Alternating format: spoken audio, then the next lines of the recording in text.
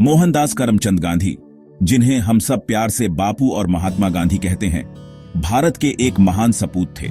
उनका जन्म 2 अक्टूबर 1869 को गुजरात के एक छोटे से शहर पोरबंदर में हुआ था। यह दिन आज पूरे विश्व में अंतर्राष्ट्रीय अहिंसा दिवस के रूप में मनाया जाता है। उनके पिता का नाम करमचंद गांधी था, जो पोरबंदर रियासत के दीवान थे। उनकी माता का नाम पुतलीबाई था, जो एक बहुत ही धार्मिक और दयालु महिला थीं।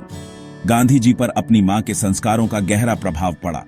बचपन से ही उन्होंने अपनी मां से सत्य और करुणा का पाठ सीखा, जो आगे चलकर उनके जीवन का आधार बना। गांधी जी का बचपन बिल्कुल सामान्य बच्चों जैसा ही था।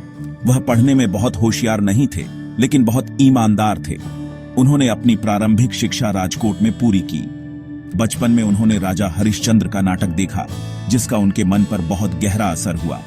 उन्होंने सोचा कि हर किसी को हरिश्चंद्र की तरह हमेशा सच बोलना चाहिए, चाहे कितनी भी मुश्किलें क्यों ना आए। यहीं से उनके मन में सत्य के प्रति एक अटूट निष्ठा का बीज पड़ा।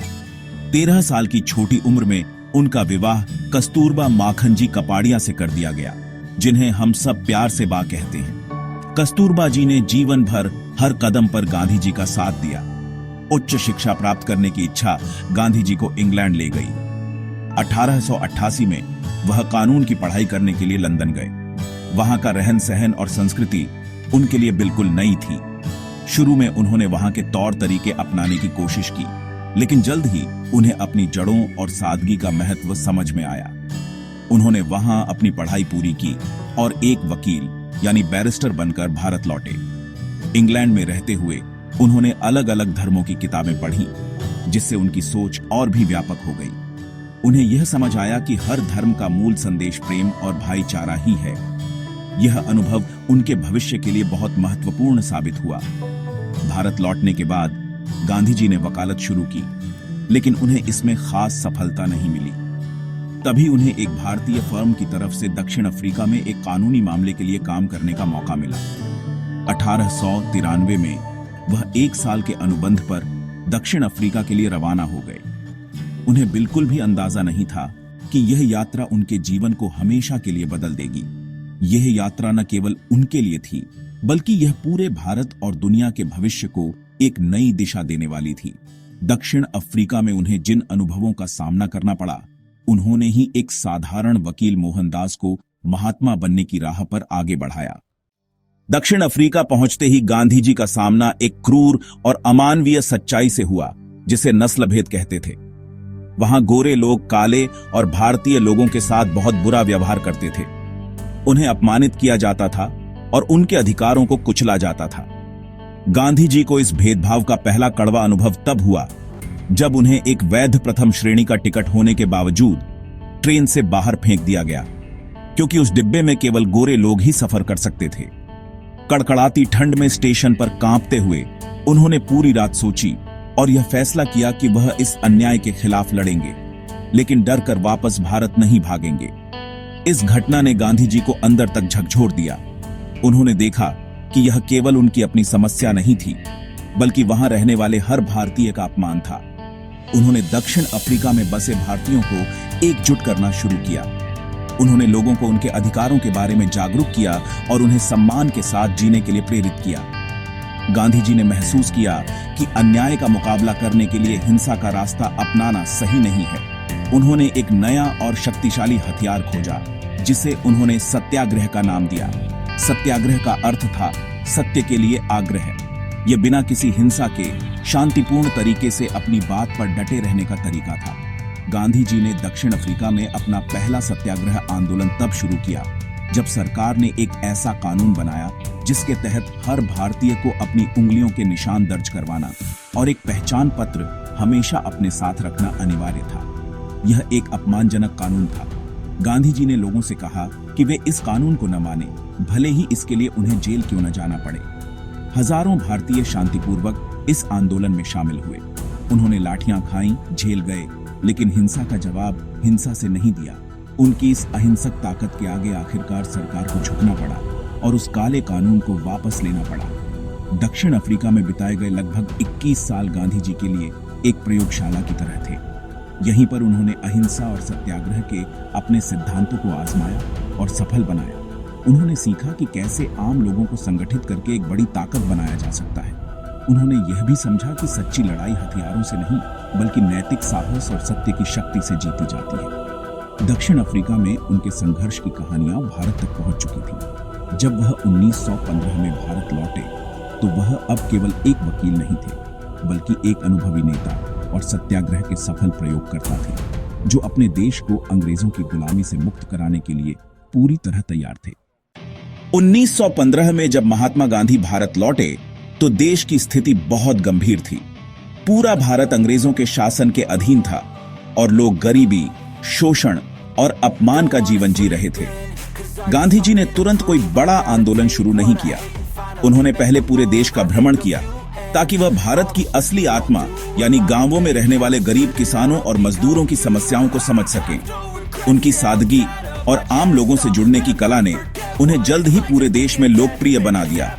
उन्होंने भारत में अपने सत्याग्रह का पहला सफल प्रयोग 1917 में बिहार के चंपारण में किया, जहां उन्होंने नील की खेती करने वाले किसानों को अंग्रेजों के शोषण से मुक्ति दिलाई। गांधी जी ने भारत की आजादी के लिए कई बड़े और प्रभावशाली आंदोलनों का नेतृत्व किया। 1920 में उन्होंने असहयोग आंदोलन शुरू किया।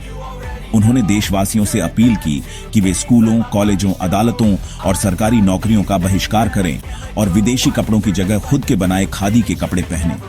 लाखों लोग, छात्र, वकील और आम नागरिक इस आंदोलन में शामिल हो गए। पूरा देश एक साथ खड़ा हो गया। इसके बाद 1930 में उन्होंने नमक सत्याग्रह या दांडी यात्रा की। उन्होंने अहमदाबाद के साबरमती आश्रम से दांडी के समुद्र तट तक लगभग 388 किलोमीटर की पैदल यात्रा की और समुद्र के पानी से नमक बनाकर अंग्रेजों के नमक कानून को तोड़ा। गांधी जी का सबसे बड़ा और अंतिम आंदोलन 1942 का भारत छोड़ो आंदोलन था। इस समय दूसरा विश्व युद्ध चल रहा था और गांधी जी ने महसूस किया कि यही अंग्रेजों को भारत से बाहर निकालने का सही समय है। उन्होंने करो या मरो का नारा दिया, जिसका अर्थ था कि या तो हम भारत को आजाद कराएंगे या इस कोशिश में अपनी जान दे देंगे। यह एक स्पष्ट संदेश था कि अब देशवासियों को पूरी ताकत से आजादी की लड़ाई लड़नी है। इस नारे ने पूरे देश में एक नई ऊर्जा भर दी। अंग्रेजों ने गांधी जी समेत कई बड़े नेताओं को जेल में डाल दिया, लेकिन आंदोलन नहीं रुका और इसने ब्रिटिश साम्राज्य की नींव हिलाकर रख दी। गांधी जी के इन अहिंसक आंदोलनों ने दुनिया को दिखा दिया कि बिना खून खराबे के भी बड़ी से बड़ी लड़ाई जीती जा सकती है। उनकी लगन, त्याग और करोड़ों भारतीयों के बलिदान के कारण आखिरकार अंग्रेजों को भारत छोड़ना पड़ा। 15 अगस्त 1947 को भारत एक स्वतंत्र देश बन गया। यह गांधी जी के जीवन भर के संघर्ष और उनके अहिंसक रास्ते की सबसे बड़ी जीत थी। उन्होंने यह साबित कर दिया कि सत्य और अहिंसा की शक्ति दुनिया की किसी भी तोप या तलवार से कहीं ज्यादा ताकतवर होती है। वह केवल एक राजनीतिक नेता नहीं थे, बल्कि एक मार्गदर्शक थे जिन्होंने भारत को उसकी आत्मा वापस दिलाई। महात्मा गांधी का जीवन केवल राजनीतिक आंदोलनों तक ही सीमित नहीं था, बल्कि यह कुछ महान सिद्धांतों पर आधारित था। उनका सबसे बड़ा सिद्धांत सत्य था। वह मानते थे कि सत्य ही ईश्वर है और हमें जीवन के हर पल में सच का पालन करना चाहिए, चाहे रास्ता कितना भी कठिन क्यों ना हो। उनका दूसरा महत्वपूर्ण सिद्धांत अहिंसा था, जिसका अर्थ है किसी भी जीव को मन, वचन या कर्म से कष्ट न पहुंचाना। उन्होंने सिखाया कि हिंसा से केवल हिंसा ही जन्म लेती है, जबकि प्रेम और अहिंसा से हम किसी के भी दिल को जीत सकते हैं। उन्होंने इन्हीं दो हथियारों से भारत को आजादी दिलाई। गांधी जी सादगी और आत्मनिर्भरता के प्रतीक थे। वह खुद बहुत सादा जीवन जीते थे, कम कपड़े पहनते थे और साधारण भोजन करते थे। उन्होंने देशवासियों को स्वदेशी अपनाने के लिए प्रेरित किया, जिसका अर्थ है अपने देश में बनी चीजों का ही उपयोग करना। उन्होंने चरखा चलाने पर बहुत जोर दिया ताकि लोग खुद सूत काट कर अपने लिए कपड़े बना सकें और आत्मनिर्भर बने। इससे गांवों की गरीबी दूर हो सकती थी और देश का पैसा देश में ही रहता। उनका मानना था कि भारत की सच्ची तरक्की उसके गांवों की तरक्की में ही है और इसके लिए आत्मनिर्भरता बहुत जरूरी है। गांधी जी ने भारतीय समाज की एक बहुत बड़ी बुराई, छुआछूत के खिलाफ भी जोरदार अभियान चलाया। वह दलितों को हरिजन यानी ईश्वर के लोग कहते थे और उनके अधिकारों के लिए लड़ते थे। उनका मानना था कि सभी इंसान बराबर हैं और किसी के साथ भी उसकी जाति के आधार पर भेदभाव करना एक बहुत बड़ा पाप है। उन्होंने सभी धर्मों के लोगों को मिलजुल कर रहने की सीख दी। वह कहते थे कि भारत एक ऐसा बगीचा है जहां हर धर्म के फूल एक साथ खिलते हैं, और यही इसकी सुंदरता है। उन्होंने हमेशा हिंदू मुस्लिम एकता पर जोर दिया। देश की आजादी के कुछ ही महीनों बाद 30 जनवरी 1948 को एक प्रार्थना सभा में नाथूराम गोडसे नामक व्यक्ति ने गोली मारकर उनकी हत्या कर दी।